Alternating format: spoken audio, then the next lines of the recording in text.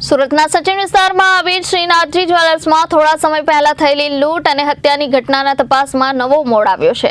આજે બે આરોપીઓનું ઘટના સ્થળે રિકન્સ્ટ્રક્શન કરવામાં આવ્યું હતું। આ દરમિયાન ઘટનાનું પંચનામું પણ પોલીસે હાથ ધર્યું હતું। સુરતના સચિન વિસ્તારમાં આવેલ શ્રીનાથજી જ્વેલર્સમાં થોડા સમય પહેલા થયેલી લૂંટ અને હત્યાની ઘટનામાં તપાસમાં નવું મોજણ થયું છે।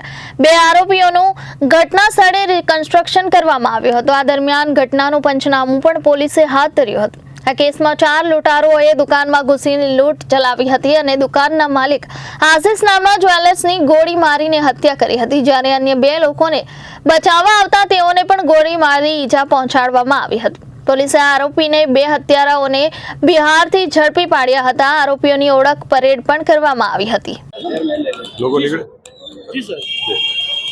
સચિન પોલીસ સ્ટેશન વિસ્તારમાં થોડા દિવસ અગાઉ જે આપણે સૌ જાણીએ છીએ કે શ્રીનાથજી જ્વેલર્સ અહીંયા આવેલા છે, ત્યાં લૂંટ વિથ મર્ડરનો એક બનાવ બન્યો હતો, ગંભીર બનાવ હતો, જેમાં એક નિર્દોષ વ્યક્તિએ પોતાના જીવ ગુમાવેલા હતા।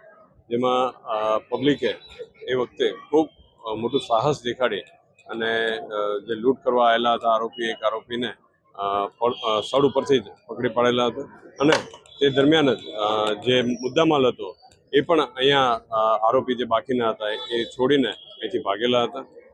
જેમાં તપાસ દરમિયાન જે મુખ્ય જે પહેલો જે પકડાયેલો આરોપી હતો એના પૂછપરછ દરમિયાન તમામ આખો જે બનાવ હતા એની હકીકત પોલીસે ખોલી કાઢી હતી અને એ દરમિયાન જે બાકી પકડવાના આરોપી હતા એના માટે મહેરબાન સીપી સાહેબના સૂચનાથી અલગ અલગ ટીમો પડેલી હતી અને ટીમ વર્ક આધારે છેક બિહાર અને અન્ય જગ્યાઓ ઉપર જઈને આરોપીઓની શોધખોળ કરવામાં આવી હતી।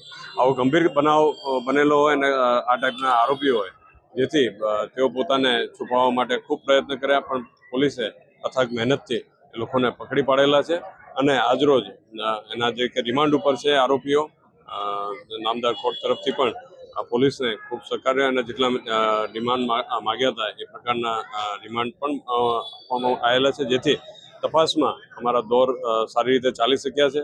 જેમાં આ આરોપીઓ આપ અત્યારે જોઈ શકો છો એ લોકોના ઓળખ પરેડ પણ થઈ ગયા છે અને આજરોજ એના જે સ્થળ ઉપર એ લોકોનો જે રોલ હતો ગુનામાં એ રીતનું એ લોકોનું એવિડન્સ, ડિજિટલ એવિડન્સ લેવાનો હતો, જે સ્થળ ઉપર આવીને એનું રિકન્સ્ટ્રક્શન પંચનામું એ સાક્ષી અને અમારા એપ્લિકેશન છે એની અંદર કરવામાં આવેલું છે અને જે બનાવ જે રીતે એમનો રોલ હતો એ આખો જગ્યા ઉપર જઈને એના પોતાના જે વિગત હતી એ લઈને એના પુરાવા એકત્રિત કરવામાં આવ્યા છે। પંચોને પણ હાજર સાથે રાખીને આખી કાર્યવાહી કરવામાં આવેલા છે। Bureau report Janadesh news, Surat.